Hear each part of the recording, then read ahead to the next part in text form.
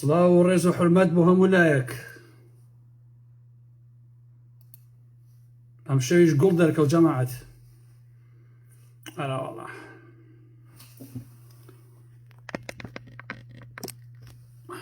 صلاة ولي على محمد كل هذا صلاة لو على محمد أبو كرو كل تو أمتشي تو بلاينا قهاني تو نازل تشيت كاكتو أمتشي كاكتو بو أواكي بو خاتي دارو بالآرا محمد كاكا أي هاوار أما تو تشيت كاشي خون بس تمانجينا تو تشيت المشكلة نية براسي إيش كشيك ما نية براسي بس تمانجينا زي موضوع شيء شلون عزيزان باش نشكر صلاي خلارة محمد لها مولايك تان بيت هو دارم كزوز زور باش بن حرمته خوش ويستي والرئيس بوها مولايك شو قاتان خوش بي أبا قميل شاكم بنتخو يادي بخير كاقارة محمود أما موديلي ترى بيتان نالم أما تشيه براسي أما هاد شاي آساينية ها باباش بزانن هر کسی علم بخوا وکو علم محمد قوزه بید باشه اگر مسجد بیش روخه محرابه که امانته علم محمد بیش روخه محرابه که امانته اگه آخر الله عافیتی به بخاطی پیغمبر یا ربی الله عافیتی بید باشه بو دعای نبی کامل بودکم باشه همون بخیر من سرچه یا اخوا بخیر بین والله امشو عزیزان سیت ورهه اگر بكتي بوتان باسكم بلام كوالي آخري بحث شي كومالاتي لسر كومالا شت روجانه اي بيسمو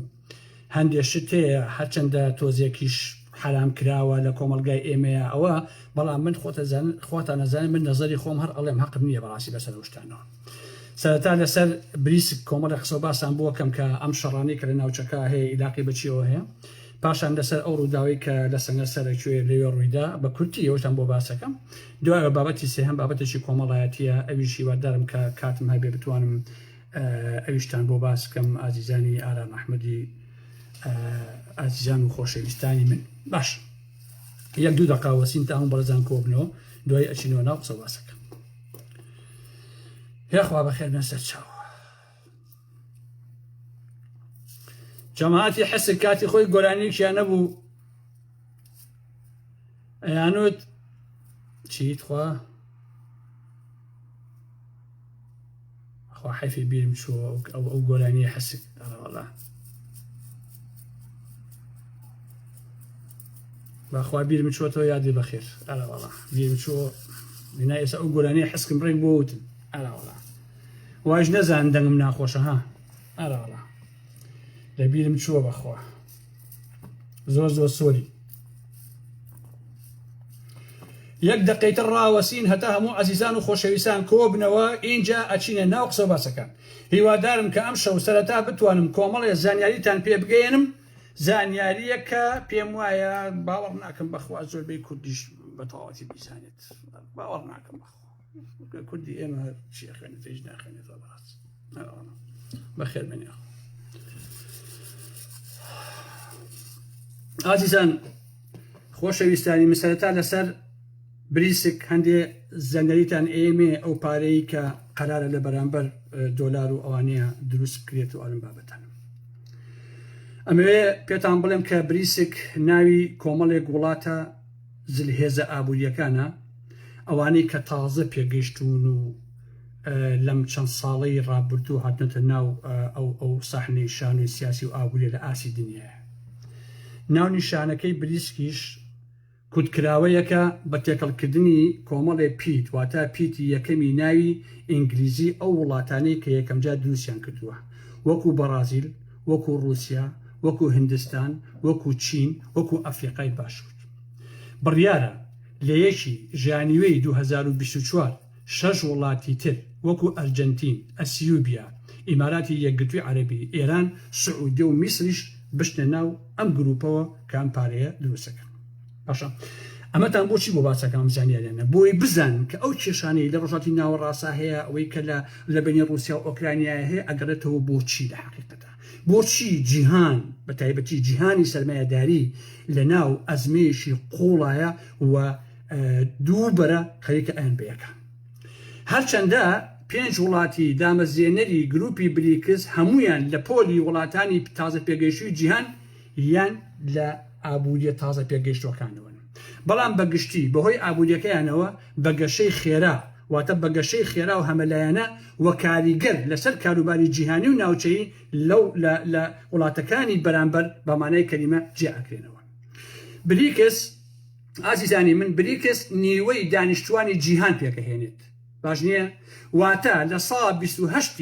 هێزی ئابووری جیهانی هەیە باش نییە لە ساڵی 2012 پێکهاتەی بەرهەمی ناوخۆیی ناوەکی ئەم گروپە 13 ملیار و 600 ملیۆن تریلیۆن دۆلاری ئەمریکی بووە زۆرە 13 تریلیۆن لە 2012 ئەچین بۆ مەسەلەی مێژوویەکەی پێشەنگی بریکس لە ساڵی 2009 لە بەرازیلەوە بیرۆکەی پێکهێنانی گروپێک بە ناوی بریسک لە ساڵی 2001 لەلایەن دامەزراوەی و بەرهێنانی گۆڵدمان ساکسەوە پێشنیار کراوە ئەمە یەکەم جار وەکوتم لە 2001ەوە بەمەبەستیشی بەمەبەستی پێشبینیکردنی دۆخی ئابووری جیهان و زلهێزە باڵاکان لە نیو سەدەی ڕابردووەوە بە تایبەتی لە دوای جەنگی جیهانی دووهەمەوە تاکو ئێستا جیم ئۆنیل بۆ یەکەم جار لە مانشێتی ڕۆژنامەیەکی ئابووریدا کورتکراوەی ئەم گروپە واتە ئەم ناوەی بەکارهێنا لە دانیشتنی 61مینی کۆمەڵەی گشتی نەتەوە یەکگرتوەکان وەزیرانی دەرەوەی بەرازیل ئەوەی رووسیا هینی هیندستان و چین لەم بارەیەوە گفتوگۆکانیان بۆ یەکەم جار لەسەر ئەم مۆزوعە پێشکەش کردووە دوای ئەم لووتکەیە سەرکردە باڵاکانی بریسک بەشداریان لە 4 کۆبوونەوەی دیپلۆماسی دیکەیە کردووە من ئەم ناوانم لە شوێنەکان نووسی بوو چونکە ناوەکان تۆزێک جۆرێکە بەڕاستی بزانم لەکوێ بوو ئەوە ببورن عزیزان وەکوتم ئەم دیپلۆماسیەتە یەکیان یکاتێرینبورگە ئەویشان ساوپاوڵۆیە ئەویشان ژاپۆنە و لەگەڵ لەندەنە بەمەبەستی چەسپاندنی بناخەکانی پێکاتەی ئەم گروپانە یەکەم کۆبوونەوەی ئەمانە گروپی بریکس لە 16 حوزەیرانی 2009 لە شاری یکاتێرینبورگ لە رووسیا بە ئامادەبوونی لویس ئیناسیۆ لولاسلیڤا دیمیتری مانمۆهان ئەوەی بەرازیل و رووسیا و هیند و چین بە نەرایەتی ئەم 4 وڵاتە گەورەیە لە ئاسی دنیاە بەڕێوە چووە طبعاً قسەی ئەمانە لەسەر چییە؟ لەسەر شێوازی باشترکردنی دۆخی ئابووری و چاکسازی لە سیستەمی دارایی جیهانیایە واتە ئەمانە ئەم ئیدعایان هەیە کە ئەتوانن لەم ڕێگەیەوە شێوازێک بهێنە ئاراوە بۆ باشترکردنی دۆخی ئابووری ویان چاکسازی ئابووری لە سیستەمی دارایی لە ئاسی دنیاە بەڵام ئایا ئێوە هەر بەڕاستی پاوەڕ بە سەرمایەداریەکەن کە ئەوە شەرەفیان هەبێ بتوانن چاکسازی بکەن لە دۆخی سیستەمی ئابووری جیهانیە شتیوانی لە حقەدا قەت بڕوان بە سەرمایەداری نییە جا ئەم بەریان بێ ئەو بەریان بێ ئەم وڵاتانە سەبارەت بە دامەزراندنی پەیوەندیەکانی نزیک لە دراوی بازرگانی لەگەڵ یەکتر و ڕۆڵی کاریگەرتن لە کاروباری ئابووری جیهانیە گفتوگۆیان کردووە و بیرروباوەڕیان گۆڕیوەتەوە و ئاڵوگۆڕی هەموو ئەو بۆشونانیان لەو ئاستەیە کردووە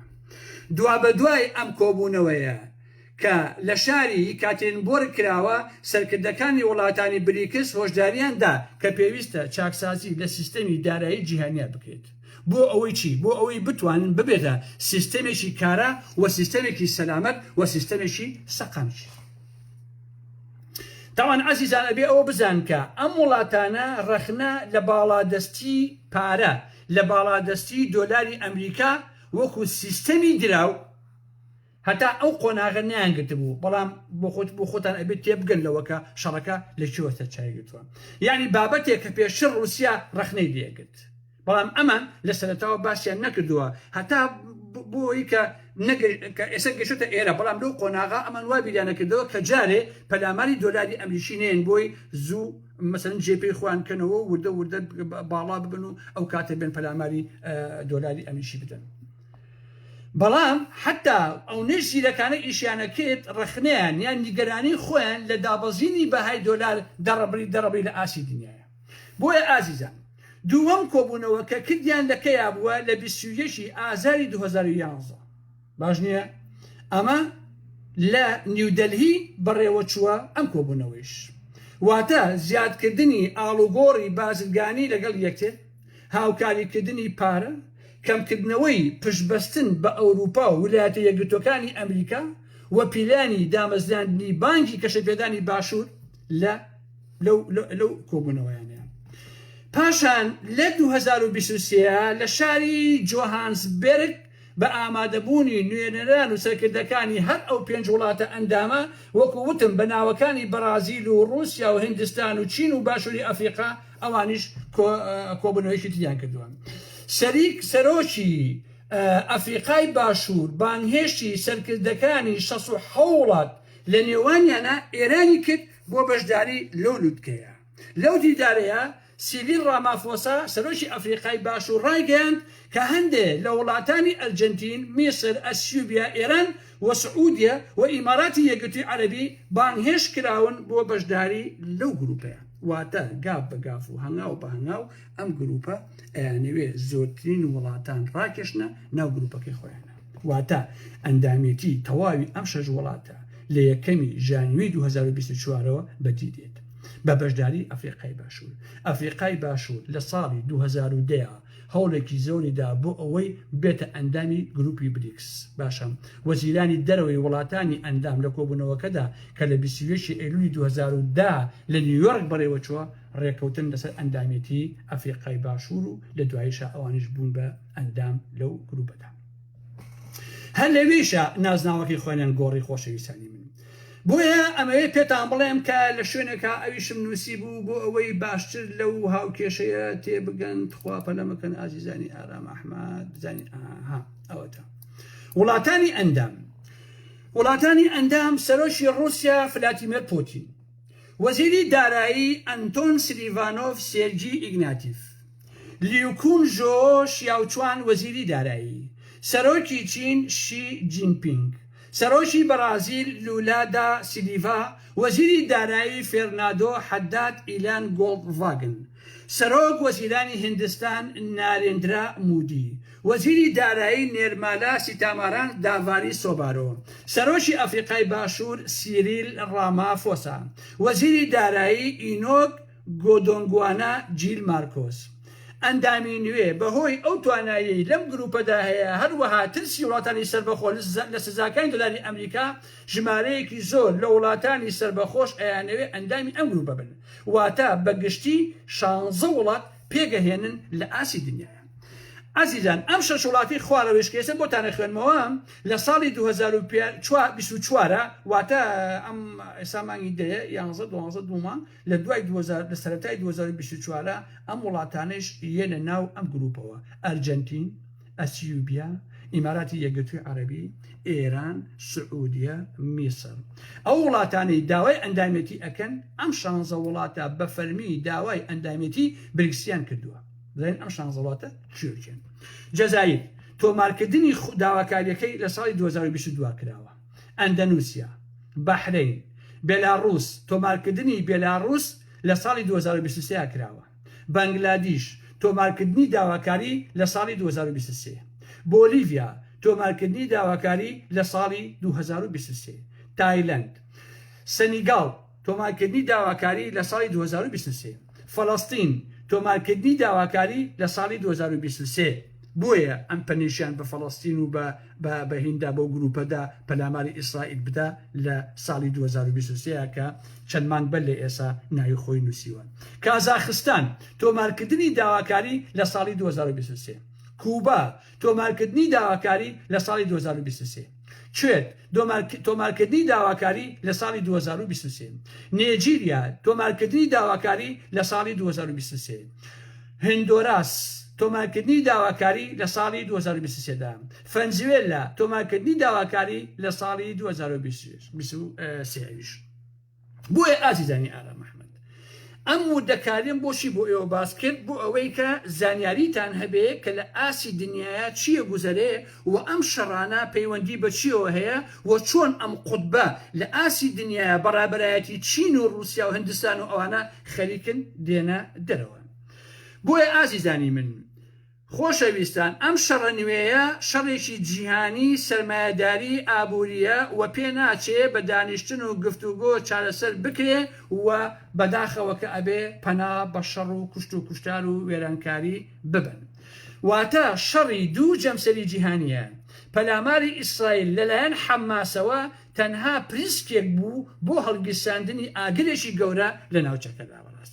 من هیوادارم کەوا نەبێ، هیوادارم بە نەتیجەیە ببێ، هیوادارم بە دانیشتن و گفتوگۆ ئەوانە ئەم دوو دێوە یا ئەم دوو قوتبە بە تایبەتی ئەمەی بریکس کە خەریکە بە تەواوەتی سەر دەرەهێنێ و ئەوێ ئەمریکا و ئەوروپا و ئەوانە بخاتە خەتەرەوە بتوانن بە گفتوگۆ کێشەکانیان چارەسەر بکەن بۆی کە مرۆڤایەتی ئەوەندەی کە وێران نەبێ و ئەوەندەی ژن و مناڵ و ئەو ئینسانە هەن بەرئاگری ئەم شەڕە نەکەون بەڕاستی. بۆیە ئێمە ڕاستیەکەی نازانین دوجار کام لەم بەرانە سەرەکەوێت. ئایا هەردووشیان ئەمێننەوە؟ ئایا جیهان هەروە بە یەک جەمسەری بەڕێبەرایەتی ئەمریکا ئەمێنێتەوە یان ئەم دنیاە ئەبێ بە دوو جەمسەر؟ باشە، یان بەرەی ئەمریکا و ئەوروپا و ئیسرائیل و ئەمانە تێک ئەشکەیە بەرەی چین و ئەم پارەیە دەبنە ڕابەری دنیا واتە وەکو تاگڕە و یا بە پێچەوانەوە ئەمان شکستە خۆن و ئەمریکا و ئەوروپا ئەوانە واتە ئەو قوتبە وەکو چۆن دەیان ساڵە ڕابەرایەتی دنیاکەن وەکو خۆیان ئەمێننەوە واتە بەرەی بریسک تێگەشکێن. بەڕێزە بە نەزەری من ئێمە ناتوانین قاوەگرەوە و فاڵگرەوە بین لەسەر ئەم مۆزوعە. ئەمە ئایندە دەریئەخا کە ئەم دووبەرەیە کە ئەم شەڕانە ئەخۆڵقێنن دوجار کامیان سەرکەوتن بەدەسەهێنێ و کامیان گرەوە کاباتەوە. لە دواییشدا هەر لایەنێکیان سەرکەوێ. باشە، واتە بەرەی ئەمریکا و هاوپەیمانەکان و ئیسرائیل و ئەوانە سەرکەون یا بەرەی ئەم پارە تازەیە کە ناوم هێنا بەڕابەرایەتی ئەو پێنج وڵاتە وەکە خەریکن لە 2024 ببن بە 16 وڵات لە ئاسی دنیاە و ئێران و هەموو ئەمانە و سعودیش بشتە ناو ئەم بەرە تازەیەوە. ئایا ئەمانە سەرەکەون یا ئەدۆڕێن؟ باشنیە؟ یعنی ئەمە بەڕاستی ئایندە دەریئەخا کە کام لەم دوو خوتبە لە ئاسی دنیاە سەرکەوتن بەدەسەهێنن و دەست بەسەر دنیا ئەگرن یا هەردووشیان ئەمێننەوە بە دوو هێزەوە. بەڵام لە دواییە لایەنی سەرکەوتوو بە تایبەتی لە ڕۆژهەڵاتی ناوەڕاستە ئەبێت ئەم جوغرافیایە ئەم ڕۆژهەڵاتی ناوەڕاستە لەبەر یەک هەڵوەشێنێ وەسەر لە نوێ ڕۆژهەڵاتی ناوەڕاست ئۆرگانیزە بکە، کۆمەڵێک سنوور و وڵات دەستکاری بکرێ وەسەر لە نوێ سنوورەکان دابڕێژێنەوە بە شکلێکی نوێ جا و سنوورەکان دەستکاری بکرێت. ئەمەش بۆ خۆی یەکێکە لەو پێشنیارانە یان لەو ئەوەی کە لەو ئەقڵەیە کە بتوانێت ئەو شتە بکات و ڕۆژهەڵاتی ناوەڕاست بە کوتیبی لەمە هەڵوەشێنێتەوە وەسەر لە نوێ دایبڕێژێتەوە. جا هەر لایە سەرکەوێ بەڕێی ئارام ئەحمەد و بەڕێی زۆرێکیش لەو سیاسی و ئەوانەی کە بەڕاستی محەلیلن لە ئاسی دنیاە پێیان وایەکە ئەگەر هەر بەرەیەکیان سەرکەوێ و بێوێ لەو ناوچەیە کە دەستکاری ئەو ناوچەیەکە ئەبێ دووشت هەیە لە بەرچاوی بگرێ بەڕاستی دەنا ئەو ناوچەیە بە هیچ جۆرێ ئارامی بەخۆی نابینێت. یەکیان ئەوەیە کێشەی کورد چارەسەر بکرێ، ئەویشیان ئەوەیە کە کێشەی فەڵەستین چارەسەر بکرێ بەڕاستی. بۆیە ئەم دوو گەلە واتە گەلی کورد و گەلی فەڵەستین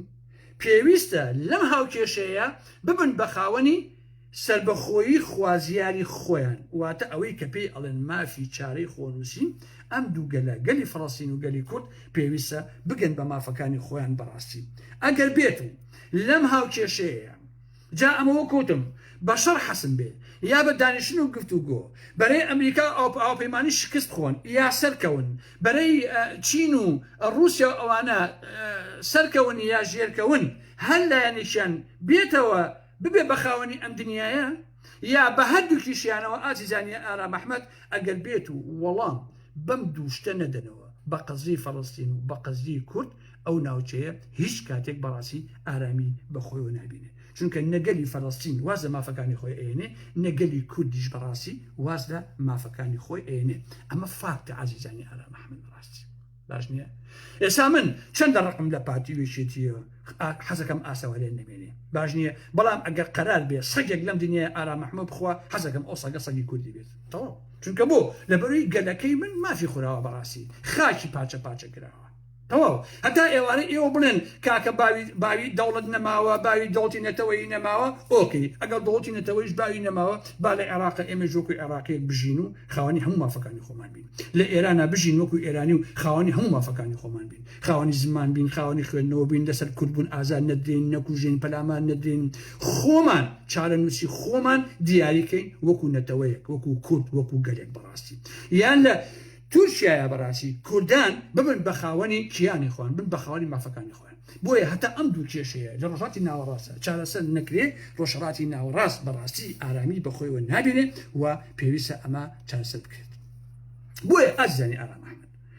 خۆشەویستانی من هاوکێشەکە ئێزگار قورسە بەڕاستی یعنی هاوکێشە سیاسیەکە لە ئاسی دنیاە لە ئاسی تێڕوانینی ئێمە و هێزی ئێمە و ئەوانە نییە کە وەکو کورد تەنانەت ئێمە حکوومەتیشمان نییە دەوڵەتمان نییە کورد تەنها ئەتوانێت لە سوۆسیال میدیاوە یەکتری ئازار بدەن یەکتری بشکێنن بێحرمەتی بە یەکترکەن کەرامەتی یەکتری بشکێنن وەکو کورد ئەم بە ناوی ئیسلامی و دیفاع لە غەزەوە ئەم بە ناوی نازانم کورد و فڵان و فیسەر ئەم بابەتانەوە دوجاریش هیچیان بەڕاستی سوودی نییە لەمای ئەم هەفتەیە من ئاگام لەیە کە کورد چۆن خەریکی کەرامەتی یەکتشکاندن ئێمە چین کاکە نەنەتەوەین هەتاوەکو داوامان لێ بکەن بڵێن هەڵوێستان چییە نە هیچ کەواتە ئێمە بۆچی ئەبێ دابنیشین ئازاری یەکتر بدەین لە ڕاستیە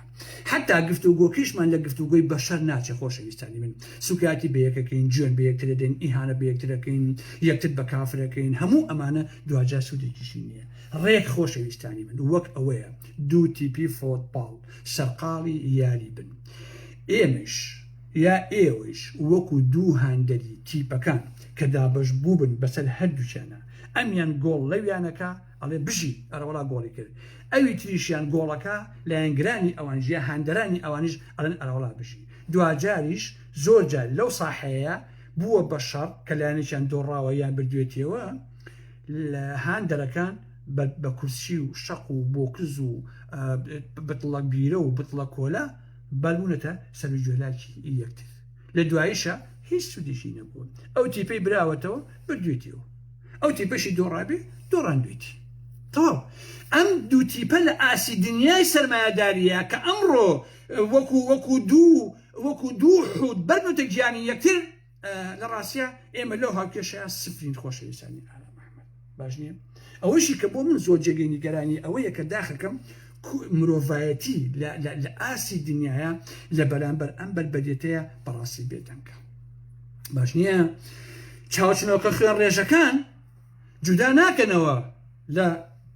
لەوەی کە لە دنیا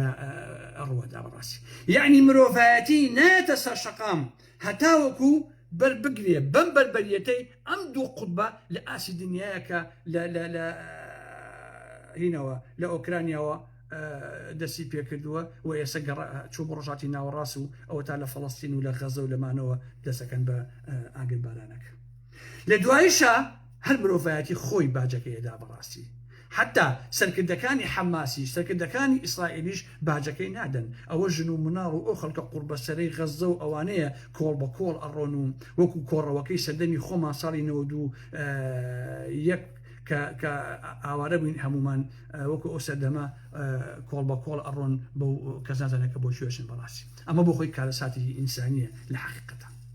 بۆیە کوردی ژۆکوتم نە دەوڵەتە نە هیچ کەسی داوای لێ نەکردووەکە هەڵوێستی هەبێ ئێوەش بەڕاستی ئەوەندە ئازاری یەکتر بەدەن لە خۆت و خۆڕایی ئەم بە ناوی دیفاع و ئەو بە ناوی دیژ و ئالم بابەتانە چونکە بەڕاستی سوودی نییە ئازیزانی ئارام ئەحمەد پێویست بۆ ناگە خۆتان بینکەن مثلا کەسێک بێ لەبەرەوەی کە من کۆمەڵی قساکەم بێ هەزار جوێن بەداگی خوشی ئارام ئەحمەد با و مەلەفم بۆ پێشنەوە درۆم بۆ بکرد بەخوا هیچ مۆزوعەکە ناگۆڕێ ئازیزانی ئارام ئەحمەد بەس تەنگ نەفەسی خۆتان دەرەخن کاکە ئێمە هیچ نین لە ماوەی کێشەیە ڕاستی ئەمە ئەو بابەتە بوو کە پێشکەشم کردن هیوادارم کە توانی بێتم سوودێکتان پێ بگەێنم واجب بێت کاکەم چیرۆکی ئەوەی کە لە سەنگەسەر ڕوویە ئازیزانی ئارام ئەحمەد ئەمێ بە کورتی ئەوتان بۆ باسکەم دوایی بچمە سەر بابەتێکی کۆمەڵایەتی زۆر خۆش کە بڕێی خۆم لەبارەی شۆ بڕن ئەوەی کە لە سەنگەسەر ڕوویە بیتێکی تیاکوژە ئەمە ئەم چیرۆکە ئەگەڕێتەوە بۆ ساڵی 2019 بۆ ئەو ڕووداوی ئەگەر بیتان بخەمەوە لە ڕیستۆراندی هۆکابازی هەولێر لە شەقامی عینکاوە لە ساڵی 2009 ڕوویدا و پێم وایە میتێکی تایە کوژرا. ئەمە عیلاقەی بەسەر ئەو ڕووداوە هەیە. ئەمە ئەو کاتە بوو کە کەسێک بە ناوی سدیقی کەریم خان لەلایەن پارتی و پاراستنەوەی جیرە وەخرایە زیندان چەند مانگ لە زیندانە بوو گوایە یارمەتی بکوژەکەی یاوە و یان چوزانم کۆمەڵی چیرۆکی وا لەو کاتا بەڕاستی هۆنرایەوە بەڵام دوای ماوەیەک ئەو چیرۆکە وا دەرنەچوو لە ژێر فشاری ئەمریکیەکانە سدیقی کەریم خان ئازاد کرد. ئەم کەسە کە ڕای کردووە و ناوەکەی لە بەردەستی ئارام ئەحمەدایە و کە ناوی سیاکۆیە لەو کاتەوە ڕای کردووە بۆ دەڤەری سلێمانی چونکە پاراستن و ئاسایشی پارتی لەسەر داوای میت و ئەمانە ئامر قەبزیان دەرکردووە بۆ زیندانیکردنی. بەڵام ئەم کەسە لەو ساتەوە ڕای کردووە هاتۆتە دەڤەری سلێمانی بۆ خۆپاراستنی خۆی. ئەم کەسە خەڵکی گوندی سیدەکانە کەونە گوندێکی بچووکە هەر لەو ناوچە سیدەکانەوەوانە و برادۆستیشە ناوەکەیم پێوتن پەکەکە نییە بڵاوە پەکەکەوشی وانە بابەتان. ئەمان پێیان وایەکە زانیاری لەلایە لەسەر ئەو چیرۆکە و ڕای کردووە لەو کاتەوە ئامر قەبزیان دەرکردووە میت لەو کاتەوە بە شوێنێتی لە 2019 کوتم بە شوێنێتی بۆی کە بیکوشت. باشە واتە لە کاتی ڕووداوەکەی ئەوکە باسە وەکوتم ئامر قەبزیشی هەبووە لای پارتی لەسەر داوای میتە حیاتەکە. ئەو ڕۆژە لە سەنگەسەر ئەم کابرا میتە بە ماتۆر سکیلێکەوە دوای ئەکەوێ و گومانم لەوە نییەکە پاراستن ڕێگەی ئەم کوڕە دوای ئەم کوڕە کەوتووە دۆزیوێتەوە و ئەم زەلامەیان تاین کردووە بۆی بڕوا ترۆری بکە لە سەنگەسەر. ئەم کەسەی ژوەکو هەویشتەکەی بڵاو بووە سەر بە میتە و ترۆریستە لە هوتێلی شاری جوان لە ساڵۆنێکە لەوێ ئیش ئەکا خوای زانێ ئەم هەتیوە چەند لەم کچوشتانەی کردووە بە میت. ئەها ئەو کچە کە بە کوردیەکی سلێمانیانە جا سلێمانی ئەڵێ وەرەوانێ بێرەوانێ ئەوە تا ئەلم بابەتانە سلێمانی واقساکە سلێمانە ئەسڵەکەی ئەو کچە کە تەلەفۆن بۆ ئەو کاب ئەو مەحامی ئەکا و ئەڵێ ئیشمان لەگەڵاکە لەگەڵ میتا ڕێک خەڵکی سلێمانی ئەوە نەتورکە نە هیچ بەڕاستی ئەوە هەر لە ڕێگەی ئەم ساڵێن و ئەم شتانەوە ئەم میتانن ئەم کچانە کە چوون بۆ خۆ جوانکردن ئەوانە کردوونیان بە میت و ئەچن ئیش و کاریان پێەکەن. کاتێ کە ئەم میتە تەقە لەم کوڕە ئەکاوەکوتم دوو فیشێکی بەر ئەکەوێ یەکیان بەرقۆڵێکی یەکیان بەشێکی تری ئەکەوێ باش نییە بەڵام دیارە کەسێکی بەدەست و ئازا و ئالم بابەتانەیە کەسەکە کە پاڵەکەوێ وەکو مردوو خۆی ئاوالەکە بەپێی ئەوەی کە بۆ من باس کراوە ئەو کەسێکی کە تەقەکەی لێکردووە کابرای میت یەتە سەری بۆی تەشید بێ کە ئایا ئەم کەسە کوژاوە یان نەکوژاوە کە یەتە سەری ئەمش بەدەمانچە لێتە دەست پێنج شتێکی پێوە ئەنێ کابرای تورک و کابرای میتەکە لەوێ ئەکوژێت. هەرچەندە سەرچاوێکی تری وتی دوو کەس بوون کەسێکیان میتەکە کوژاوە ئەوێکیان ڕای کردووە باش نییە بەڵام ئەوەی کە من بزانم تەنها ئەو کەسە خۆی بووە نەوەکو دوو کەس لەوێ کوژراوە. ئەوەیشی کە برینار بووە وەکووتم ئەو کوڕە دوو فشێکی بەرکەوتووە و ئێستا وەسپی باشە لە خەتەریان دەرچووە هیوادارم پارێزراو بێت و دەستی خۆش بێ کارێکی پیاوانە و محتەرەمانەی کردووە و ئەگەر لە هەر شوێنێکە میتێکتان دەستکە و بەڕاستی حەقە لێی بدەن ڕسوایکەن بۆی کە ئەو کۆمەڵگەی ئێمە لە میت و لەمانە پارێزراو بێ. ئازیزانی ئارام ئەحمەد ئەم دوو بەحسەم پێشکەشکردن هیوادارم کە بتوانی بێتم سوودێک بە هەموو لایەکان بگەین. اینجا ئەچمە ناو کۆمەڵی قسە و باس کە ڕۆژانە یەتە بەرچاوم لەسەر ئەمانە نەزەری خۆم ئەدەم حەقم نییە چێ لەگەڵ منەیە چێ لەگەڵ من نییە بەڵام هەمیشە من وا ڕاهاتوم کە ئەوەی قەنەعەتم پێێتی ئەیڵێم کارم بەسەر کۆمەلگاوە نییە هەموو کورد دژم بێ من مێژ میوانم نیە بەڕاستی باش نییە هەموو کورد پێچوانێ من بیرکاتەوە ئەو یعنی هەر من ڕاستم با باش ئەو بزانم تەواو چونکە نەزەری من وایە کاکە ڕەم وایە لاقەتە بۆیە ئێستا يا أخو عافيتي بخير العالم يا قرباني بقى جاء عزيزاني على محمد إسا كورد ببوني أم سوشيال ميديا وتيك توك وفيسبوك ونازانم انستغرام وترماش وترصازو ألم بابتانا وهزاران زانا خەڵکی نەفسانی و خوێندنەوەی مێشک و دراساتی ئەخلاقی و هەموو ئەمانە خەڵکی عەمیق و ئەوە نییە کە زۆر قوڵ بیرەکاتەوە تیا هاتووە هەمووی زانایە هەمووی دانایە 24 سەعاتە ئەم ماشێنەی سوۆسیال میدیا قسەی قۆڕ و بێمانەی ئەمانە بڵاوەکەوتەوە والله هیچی وایەتە بەردەسم جا ئەمەی خۆش ئەم سوۆسیال میدیای عزیزان ئێستا من نێم لە کۆمپیوتەرەکەمەوە یا لە مۆبایلەکەمەوە ئەمەوێت سەیری جووتێک کاری جوان بکەم کاتێک ئەزانم هەچی کالە هەیەتە بەردەسم باش نییە سەیری ئێسام قەزیەی ئەینکە ئەم قەزیەی کە لە غەزە و لە ئەم شەڕەکە ڕوویاوە بڕۆ سەیری کە تەواوی سوۆسیال میدیا هەمووی ئەوەیەتە بەدەست باش نییە چکە بۆ خۆی هەر بۆ خۆی سیستەمەکەی بڕۆسە جا لەم بابەتانە زۆرێتە بەدەستی ئارام پێشەوەی کە بڕۆمە ناو ئەسلی مەوزوعەکەەوە ئەمەوێ سەرشتان بۆ شتی ڕاکێشم کە هەمووتان بینیوتانە گوێم لە ژنێک بوو کە ئیسلامیە ئاوە وتی 4 مەسئول ژنەکانیان لەسەر ژنەکانیان قومارەکەن و ژنەکان ئەگۆڕنەوە بە قومار بە نەزەری من ئەگەر لە کوردستانی باشوورە داواکاری گشتی هەبێ پێویستە بێتە سەرخەت و داوای بەڵگە لەو ژنە بکە و بیا بە دادگا بڵێ زەحمەت نەبێ بۆمان بسەلمێنە کە ئەو قەزیە چۆنە و بۆچی ئەم مۆزوعەت باس کردو بان خوێنێکی تر باسی ئەوەی کرد کە دەیان کوڕ و کچوانە گیراون لەگەڵ خوشکیان لەگەڵ دایکیان لەگەڵ براژنیان لەگەڵ ئەمانەی کە پێڵە مەحرەما سێکسیان کردو ئەمەش پێویستە داواکاری گشتی لێ بکۆڵێتەوە بە کامە دلیل ئازان کاتان لێکەم بە وردی جێ بۆ ئارام ئەحمەد بکەین باشە ئازیزانی ئارام ئەحمەد هەندێک شت هەیە لە ژیانی ئینسانەکانە وەکو چقۆ هەیە واتە دوو سەری هەیە یەکیشیان ئەتوانی خزمەتی خۆتی پێ بکەیت خیاری پێبژنی تەماتی پێبچنی گۆشی پێ بکەی سەڵاتی پێ بکەی فڵانی پێ بکەی ئەمی پێ بکەی ئەیشتوانی لە خۆتی بێ ئازار بەخۆ گەیەنی ئەتوانی ئازار بەرامبەرەکە و گەیەنی ئەتوانی خوێنشی پێ بڕێشت هەر چقۆشە بەڕاستی یعنی ئەم چقۆیە دوو جار ڕۆڵی هەیە ڕۆڵێ بە پۆزیتیڤ ڕۆڵێکیش بە نەگەتیڤ بۆچی کۆمەڵی خەڵک بانگەشە بۆ ئەم مۆزوعانەیەکەن لەناو سوۆسیال میدیا بە نەزەری من لەبەر ئەوە نییە کە دژی شتەکەن و ئەیانەوێ ئەم شتە نەبێت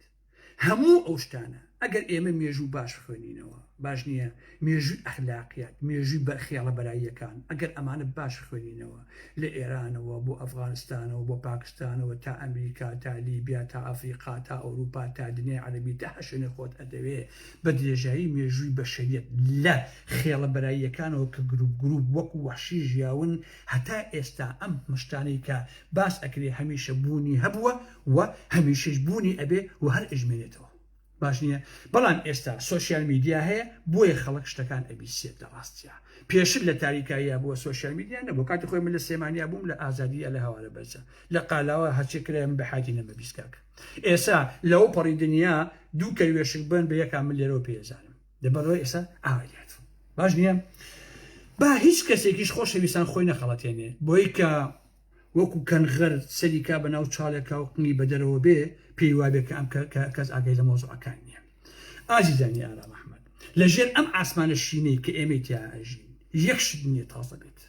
هەموو شتێک کۆنی کۆنە باش نییە من باسی مرۆڤ و ئاکارەکانی ئەەکەم ها باسی ڕێگە و بان و شەقام و ئەنتەرنێت و فڵانی تازە ئەمانە ناکەم باسی مرۆڤ و ئاکارەکانیەکەم بە نمونە ئەڵێن پیاو ئەتوانێت چواژن بێنێ لە یەک کاتە من دەیان سەرچاوەتان بۆ ئەهێنم پێش ئیسلامیش ئەم مۆزوعە هەر هەبووە کە چواژن و زیاتر و زیاتریشان هێناوە ئەڵێن ژن زیندە بەچاڵ بکرێت و ئالەم بابەتانە پێش ئیسلامیش ژن زیندە بەچاڵ کراوە لە حەقیقەتە ئەوەیشی کە ئێستا باس ئەکرێ زۆربەی هەرە زۆری لە ژیانی مرۆڤەکانە وجودی هەبوو بۆیە من لێرەوە ڕوورە و برا ئیسلامە سیاسیانە ئەەکەم بە دەرەجە یەکەم کە ئەم شتانە بڵاوەکەنەوە بۆ ئەوەیە بڵێن خەڵچینە ئەها چی ڕوئەدا ئەگەر ئێمە بینێ سەردەسەڵات ئەم شتانە هیچی نامێنێ بەڵام بەڕاستی ئەو شتەوان نییە بۆیە ئەمە دیوێکی سیاسیانە بەڕاستی و دیوی دووهەمی وەکو چەقۆکە کە باسم کرد ئاساییکردنەوەی ئەو شتانەیە لەناو خەڵکە ئەگەر 20 ساڵ بە لە ئێستا بنمونە ئەم قسانە لە ناو کۆمەلگای کوردیا بکردایە باش نییە خەڵک ئەوە چاوی بزە بووەوە تووشی شۆکە بوو ئێستا ڕۆژانە ABC کەسی شۆک ناکە ئەو مۆزوعانە بۆ لەبەرەی ئەوەندە باس کرا ئیتر لای خەڵک شتەکە بۆ تۆ بە ئاسایی بۆیە ئازیزانی ئارام ئەحمەد لەبارەی سایکۆلۆژیەوە هەر شتێک زۆر خراپ و دزێ و حرام و ئەمە ئەوە بوو ئەگەر ویستی ئاسایی بکەیتەوە ویستی دەرخواردی کۆمەلگایی بدەیت سەرەتا باسی بکە باشە وەکو شتێکی خراپ وەکو شتێکی بە نەفرەت کراوە وەکو شتێکی تفلێ کراوە باسی بکە تاشی تا هەموو کۆمەلگا ئەمە وەکو واقعەک ئەبینێ لەناو کۆمەلگاکەی خۆیان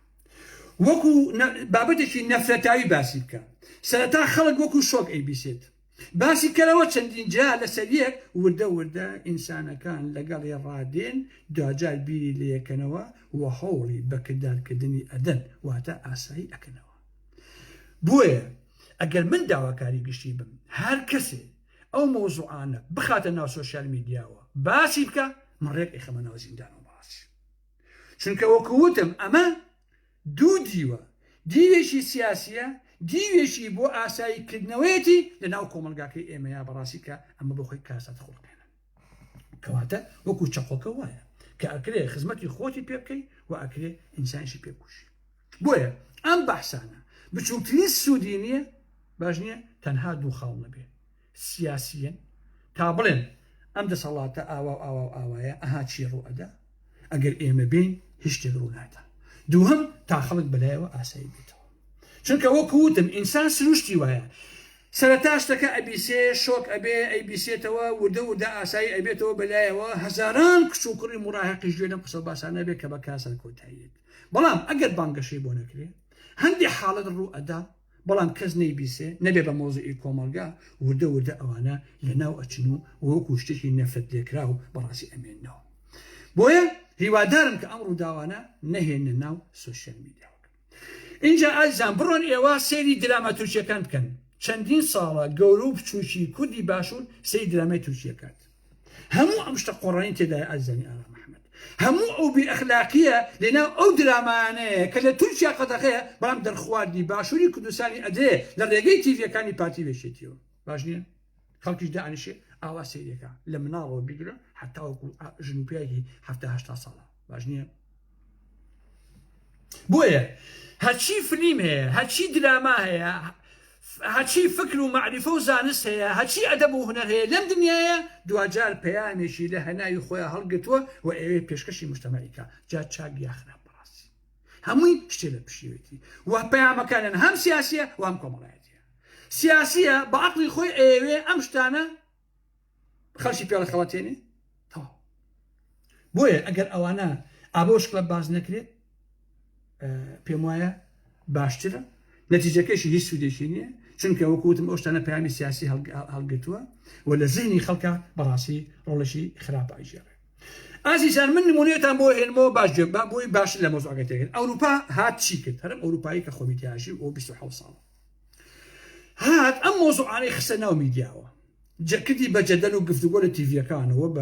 بە ڕسم و بە جوڵۆ بە هەموو شتێکەوە خەڵکانیشی هێنایە سەر شاشە و ڕۆژنامە بنووسن و دراسی بکەن و چی ئالەم بابەتانە لەسەر مەسەلەی نێر و نێربازی و نێر لەگەڵ نێرە مێ لەگەڵ مێیە ئەم نێرە خۆیەکە بە ئافرەت ئەم ئافرەتە خۆیەکە بە پیاو هات وردە ئەمانەی هێنایە سەر شاشە هێنا لە ئەوروپای 50 ساڵ بەر لە ئێستا هەموو ئەمانە قەدەغە کراو بۆ ڕاستی هەموو ئەمانە حرام کراوکەوە من ژنوپیای هۆڵندیم بینیوە و توێتی 30 ساڵ بەر لە ئێستا 40 ساڵ بەر لە ئێستا لەسەر مەسایلی ئەخلاقی ژنیان کوشتووە باشە بەڵام ئێستا هەموو شتێکیان چۆن ئاسایی کردەوە هەر بەو ڕێگەی کە ئێستا لە باشووری کوردستانە ئەیانەوێ ئاساییکردنەوە باش نییە هات لە تیڤیەکانەوە کردی بەشەڕە دەنووک باش نییە هات کوڕانی هێنا پیاوانی هێنا بە ئاشکراوەتی ئەم کوڕانە ئەم پیاوانە گەین بە شانازیەوە باسییان نەکرد باشە سەرەتا خەڵکەکە لە ئەوروپا بە چاوی سوکۆ سەیریانە کرد بێزیان لێکردەوە پێیان عیب بوو بە سوو سەیریانە کرد بەڵام مێدیا و دەسەڵاتی بۆ ژوازی لە ئاسی دنیاە هەر بەردەوام بوو لە ماشێنە مێدیایەکەوە تا چی تا خستی مێشی خەڵکەوە کە خەڵک بە ئاسایی ببینێ سەرەتاوتیان کاکە جاوکەی مشکلەی خەڵکە کابرا خۆی وایە و تەواو ئالەم بابەتانە وردە شتەکان ئاسایی کردەوە ڕاستی نێر و نێر مێومێ سێکسکەن بەیەکەوە نۆرماڵە سەرەتا هەمووی قەدەغە کراوە بوو دوایی دەرگاکە کرایەوە بە جەدەل و گفتوگۆ و تیڤی و مێدیا و ئەلە بابەتانە هاوچی شتە ئاساییان کردەوە کۆمەڵگای ئەوروپیان بەتەواوەتی لەبەر یەک هەڵوەشان خێزانیان نەهێشت ئەخلاقیان نەهێشت هیچ شتێکیان لەو کۆمەڵگایە بەڕاستی نەکرا پاشان هەستان دوای ئەوە دوو پێیان هێنایە سەر تیڤی لە هۆڵندا من لە بیرمە هەت خۆم لەم هۆڵندایە بووم بۆ یەکەم جار کە من لە هۆڵندایە بووم دوو پیاویان هێنا لەسەر تیڤی دەمێسە ناو دەمی یەکتر براڕۆکە پیسە دەمێسە ناو دەمی یەکتر ئەم دوو پیاوە وڵا چیەکەن وڵا ئەمانە زەواجەکەن و قەنەعەتی خۆیان و ئەلم بابەتانە جا من ئەوەم بینی نییە ئیتر شێخ هەرۆم نەما بەڕاستی زۆر ناخۆشی پیاو دەمخەدە ناو دەمیەکەەوە خۆشەویستان بەڕاستی ئەمەشیان کرد بە شتێکی ئاسایی کە پیا و با یەکتر مارەکەن ئەها قۆناغ بە قۆناغ ئەوروپایان پڕ کرد شتەکان ئاسایی کردەوە ئیتر وەکو مشکلەی خەڵک نەماوە دەڕاستیە شەکان ئاسایی کردەوە بەمەوە نەوەسان وتیان کاکە گیان هەندێک پیاو هەن هۆرمۆنەکەیان کێشەی هەیە ئەیانەی خۆیان کەن بژن هەندێک ژنیشی ئەیانەی خۆیان کەن بە پیاو باش نییە پیاویان لە پیاوەتی خست ژنیان دەژنایەتی خست باش نییە پیاویان سوک و تڕۆ کرد ژنیان سوک و تڕۆ کرد بەڕاستی باشە هەسان ئەمەشیان وردە ئاسایی کردەوە بەم هەنگاوانە کۆمەلگایان سوک و ڕسووا و سەلیم کرد و خێزەنن لەبەر یەک هەڵوەشا و نێر و نێر و مێ و مێ و مێ خۆی کا بە نێر و نێر خۆی کا بە مێ هەر هەمیان ئاسایی کردەوە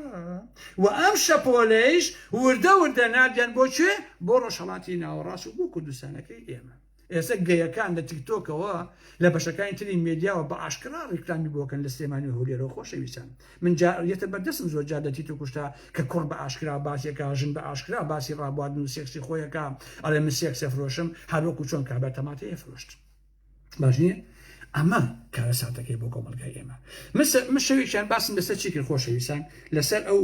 شانازەکە شانازی برای محمود ناڵم ئەم شانازە گوێرانی بێژەکە بۆچی بن باسم کرد ئەو ئافرەتە بەڕاستی لۆکەی کۆن و شانازی تازە خۆ ئەوە نەبێ من خوانە خواسە ڕقم لێ بێ یان بابەتانە لەبەر ئەوەی کە دەسەڵات بردوێتی بەکاری ئەهێنێ وەکو ئافرەتێک لەسەر ئەمە بۆ بەڕاستی ئەمە چووە بۆ لای کوڕەکەی سیروان مامس شانازکە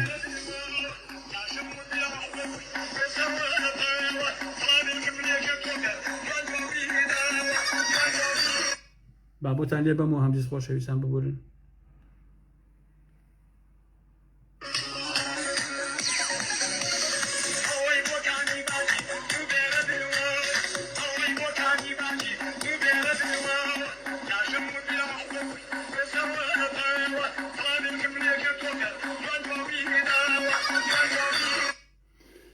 ئەمە ئەچێ بۆ لای کوڕەکەی سیروان بازانی خۆشەویستانی ئارام ئەحمەد ئەویش پێڵێ ئەڵێ درەنگ هاتی کەکە چۆن وابێ بە قوربانێ بەمەکەی وەسعای من 2 ساعت لێرە چاوەڕوانتینێ دەزوواتی تایە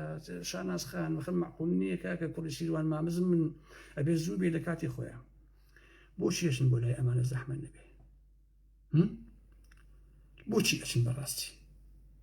لەبەر پارە ئەچن بەڕاستی من حرمەتم هەیە ئەمە سۆزانیەتە بەڕاستی کاکە ئەمە لەش فرۆشیە بە قوربانێ بم ئەمە لەش فرۆشیە بەڵام بە جۆرێکی تر باش نییە ئەمە ئەو کۆمەڵگای ئێمە ئەوالەکات کاتێک کە من قسە ئەکەم حکمەتێکی تایە بەڕاستی هەر لە خۆ قسە ناکەم بۆیە من بە نمونەوتم بە میدیاکان ئەڵێم بە مامۆسانی ئاینی ئەڵێم بە نازانم بە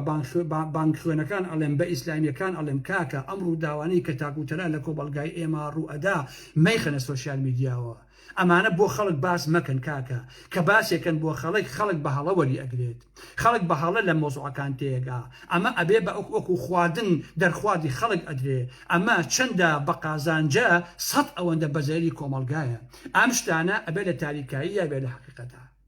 لە من تێبگەن من لێرەوە داوا لە هەموو ئەواناکەم بە ئیسلامی و غێرە ئیسلامیەوە ئەم مۆزوعانە کە تاکوتەرە لە شوێنەکە ڕوئەدا باسی مەکەن باش نییە بۆ ئەوەی ئەم مەسەلەیە ئاسایی نەبێتەوە وەکو ئەم نمونانەی کە من هێنامەوە لە ئەوروپایە لە 50 ساڵ بەر لە ئێسا من لەگەڵ ژن کوشتنانیم ها بەڵام وەکو نمونە ئیهێنمەوە یعنی ئەخلاقیەت پارێزراو لە ئەوروپایشە 50 ساڵ بەر لە ئێسا وردە وایان لێکرد ئێسا هەموو شتێک ئاساییە هیچ قیمەتێکی نەما بەڕاستی ها پیاویش تاقەتی سێکسی نەماوە باش بیزان کاکە چونکە بۆ لەبەرەوەی شتەکە حرمەتی نەماوە لە حقیقەتە هەست بۆی نەماوە ئیحساس بۆی نەماوە شتەکان واسک و سەلیم کردو لە ڕاستیە کاکە گیان من لەم شقەی خۆم ئەچمە خوارە و کوڕی گەنجە بینم مکیاجی کردو ئەوکە بەلامانە ئەڕواکەوە چی کاکەژیان لە کوردستانیشە کە وەختێ منەظەمەیەک لە ئەوروپا ئەچێ ملیۆنی دۆلار ئەیە بە کچەکەی ئەحمەهەردی بۆ ئەوەیە کە مەسائلی گەی و نێر و مێ ئەوانە ئاسایی کەتە لە کۆمەڵگای ئێمە ئازیزانی ئارام ئەحمەد من دەیان جار و سەدان جار ئەمە دووبارە ئەکەمەوە بەشەر یعنی ئەخلاق لە حقیقەتە يعني أخلاقيات كاكجيان كوقت كومالجاي كومالجا كان أخلاقيات يعني أنا ما هيش تكي أنا من أو كومالجا كاكا لەبەرەوە لە ئەوروپا هەمووشیان ئەوە ئاسایی کردەوە ئەوەیە کە ئێستا هیچ کێشێک نەماوە سەرلەبەری خانەوادەکان دەبێت هەڵوەشەوە کاکە لە ئەوروپایشە باشە لەو بەریتانیا لەم ئەوروپایە کەسی وایەتە بەردەستم ئینسانی حق دەڕوم نای باسیکەم کاکە ئەڵێ مەگەر باسی بکەم ڕەنگە بۆ بێتە هۆی کارەسات حقیقەتە باشنی ئەوەیە بەداخەوە بەڕاستی مەسەلەن سەلام هەیە کە خۆم لە سلێمانی ئازارم ماوە شەقم تێ هەڵاوە دوو دەڕێ لەبەرەوەی وتومە کاکە گەیمە بە کاکە ئەمە مەکە ئێستا لە سوشیال میدیا جێن بە ئارامەحمە ئەوەشی کە ڕقی لە من بێ پارتی بێ یەکێتی بێ ئیسلامی بێ کافر بێ جەمای شاسوار بێ ئەچن ئەیهێنن قسەی ئەم کابرا ئەهێنن کە من لێ وتومە بابە ئەمە مەکە تۆ گەورە بووی بە 15 ساڵ تەمەن بەسە ئیتر کاکەژێن والله کوڕێک لەو کۆڵنەیە پەلامارە ماوت تۆ بۆ لەگە ئەم زەلاماشی واکەی وتی کاکە جا خۆ مژنێکم ئەو شارەکە کەچی ئێستا لە سوشیال میدیا ژێن بە ئارامەحمە کاکە خۆ من تۆم پاراست بە قوربانێ بم ئەگەر تۆش ئەو هەمووجەنە بە من نایە بەخوا من باسم ناکرێ ئەو مۆزوعە لە ڕاستیە وتم تۆی تر بووی گەورە بووی 5 ساڵ تێپەڕێوی پیاوە بە ئیتر بەسە هەرچێ بوو ئەو ڕابردووە واز بێنە کەچی سەداعشن 2000 جوێن بە ئارامەحمەن مەلەفی ئارامەحمە بڵاو بۆ ئارامەحمەی دز و حیز و نازان شوێنە بەتۆکەشینم بە کۆمەڵی حقایق قەڵێن بۆ ئەو کۆمەڵگایە من عەزیزان هەمیشە لەسەر چەمکی ئەخلاق کارم کردووە بەڕاستی لە پێنجێ نابووم ئەوەی ئەو شتانەی بۆ هەر ڕقم لی بۆ لە ڕاستیە ڕقم لە ئاغاکان بۆ لەبەرێ من کوڕە فەقیر بووم وەکو مەسەلە چینایەتێکی لە ڕاستیە ئەوان هەمووی خاوەنی پارە و سەعات و ژیانی جوان بوون ئێمە چڵکن و داما و پێڵاوی لاسیکی دڕا و ئالەم بابەتانە بوون هەمیشە من دژایەتی ئەوانیش مەکرد وە دژایەتی ئەم مۆزوعش کە من زۆر قەناعەتم بە ئەخلاقەیە بەڕاستی بەمانەیە کەلیمە من هەموو شەڕێ لەسەر ئەم مۆزوعە ناکەم کە مەسەلەی ئەخلاقی بۆیە ئەو نمونانم بۆ هێنانەوە بۆ ئەوەی کە هەموو لایەک ئەو شتانە بزان باش نییە ئەو شتانە بزانن ناکرێ لە من ئەزانم لە کۆمەلگای ئێمە بە درێژایی مێژووی بەشەریەت مەسائلی نێر و ئەمانە هەبووە بڵام کاکە ژیان کابرایە لە سێمانیایە لە هەولێرایە لە فڵانە شار و قەزا و ناحیە ئەگەر وایش بووایە ئەمەندە بەنهێنی ئەو شتەیە کرد پێ ئەی بوو خەڵک پێی بزانێ کورە ئەی هاوار ئێستا بۆ بە شانازی بۆ خاتی دار و بەرکاکە معقولە ئێستا ئینسان دوور لە ڕووی ئێوە گەی بێ کەشی شانازی پێ بکە چۆن شتی وابێ ئەی هاوار کاکە باش نییە یعنی هیچ حرمەت و ڕێزێک نەماوە لە لای ئینسانەکان کاکی ژیان جاران ژنان بنمونە ڕێزم بۆ ژنانە هێزە گوێیان لێمە لە ئارامەحمە جاران ژنان کە لەگەڵ پێیەکە قسەیشیانە کرد و کورە ماچێکیانیان و بە قوربانت من لای کەس باسی نەکەیت و ئەلم بابەتانە شۆشتە قۆڕانە هەیەکە ئێستا ئەبێ پیا و بە ژنەکە بڵێ بە قوربانێ من باسی نەکەی ئێستا شەکەڵ گەڕاوەتەوە کاکە دەی کاکە هەبەتە پیاوی بە حرمەت ها ئەگەنا هەندێک پیا و ژنێر بە خاڵی شەنە نایە لە ڕاستیە بەڵام بۆ پیا و ژنە بە حرمەتەکان لە ڕاستیە باش نییە ئەمە ئەم کۆمەڵگای ئێمەی بەم دەردە و ئاوالیا کردووە لەبەرەوە هیوادارم کە لە قسەکانم باش تێگەیشت بن ئەو مۆزوعانە ئەوەندە باز مەکەن چونکە بەڕاستی زەرەری هەیە وەکو ئەمەی کە ئەوروپای ئاوا لە بەریەک هەڵوەشان سەرەتا هاتن کوڕێکیان هێنا و تێن کاکەم کوڕە حەزی لە نێرە بەڕاستی چی بکایانی سروشتی وایە و حەزی لەوەی و ئەلم بابەتانم کۆمەڵی خەڵک بە نەفرەتیان کرد کۆمەڵی خەڵک بەلایەن و ئاسایی بوو ئەوانش بە نەفرەتیان کرد و دەوتە لەگەڵ مۆزوعەکان ڕەهاتن لە دوایە نێر و نێر زەواجیان کرد مێوە مێر زەواجیان کرد شتەکانە هەر هەموو ئاسایی کردو لە کۆمەلگای ئەوروپیا و تەواو ئێستا سادری یەکەن بۆ کۆمەلگاکانی ئێمە لە ڕاستیە بۆ ئێمە لێرەوە داوا لە هەموو ئەو ئینسانە شەریفانە ئەەکەم ئیسلامیە یان نائیسلامیە تکاتان لێکەم ئەم مۆزوعانە ئیسارە مەکەن ئەم مۆزوعانە ئیسارە مەکەن چونکە زەرەری زۆرترە لە قازانجی هەر شتێک بوو با بە یاسایی چارەسەر کرێت و تەواو ئیتر ئێوە خوا مەکەن کە هەموو کەسێک بە ئاسایی ئەم مۆزوعانە وەربگرێ من لەوە زیاتر قسەیەکم بۆ ئێوە نەماوە بەڕاستی پێویستیش ناکە ئەو برادەرانەی حیزبە ئیسلامیەکان ئەوەندە سوکایەتی و شتکەن بە ئێمەمانان لەبەرەوەی کە ئێمە کۆمەڵی حقایقمان وتووە وەکو کوردێک لە ڕاستیە چونکە بەڕاستی مسل بەگەلەکەی خۆمم حەقم بەسەر یەکێتی و پارتیەوە نییە کاکە یەکێتی و پارتی ڕۆژگارێکە بێ ئاسەواریان نامێنێ وەکو دوور لە ڕێک و سەگ ئەتۆپن بەڵام ئەو نیشتیمان و ئەو خاکە هەروەکو خۆی ئەمێنێتەوە بۆ نەوەکانی ئایندا چاوەڕاستەکەم لەبەرەوە نابێ ئێمە دژی نەتەوە و دژی خاکەکەی خۆمان بین لەبەر یەکێتی و پارتی دوو حیزبی مافیا و چەتە و گەندەڵ و ئالم بابەتان تەواو ئەمە قسە باسەکانی من بوو پێشیش کردومە ئیتر من شتێکی ترم نەماوە لە ڕاستیە هەر ئەمە بوو لە چەند ڕۆژی ئایندا دێمەوە خزمەتان بۆ کۆمەڵی بابەتی تر هیوادارم کە سوودێکم پێگەیان دەبن و ئەو بانگ خوێن و خەڵکی مسلمان و خەڵکی نامسلمان سەدبارەیەکەمەوە هیوادارم ئەو بەحسانە نەکەنەوە لە سوشیال میدیایە چونکە خراپە بەڕاستی قش دەفتەری وا هەیە تەژرۆ باسی خۆیەکە باسی گەیەوانەکە کوورەکەکە والله عزیزانی ئارامەحمەد هیچ پێتان ناخۆش نەبێت بۆ قورئانە ئەنجەش بۆ قورئانە دەدەکەی دایکمەوە بۆ قورئانە وا لە سنگی پێغەمبەرە کەسێکم هەبێ خوا نەخواسە گەی بێ قەسەم بەخوا حەچی جەنی تێشکێنم هەتا ئێوە بن وەڵا ئەمە هۆرمۆنەکەی وایە کورە هۆرمۆنەکەشی دەرەهێنم با باش بزانم وەڵاهی شاخێشکێنم با باش بزانم تەواو من بە حەقیقەت قسەیەکەم تااقەتی فڕۆفیشاڵ و ئەرم بابەتانم نییە ئەرە بە قورئان دەیت خواتان لەگەڵ بەخێرش مستر چاوات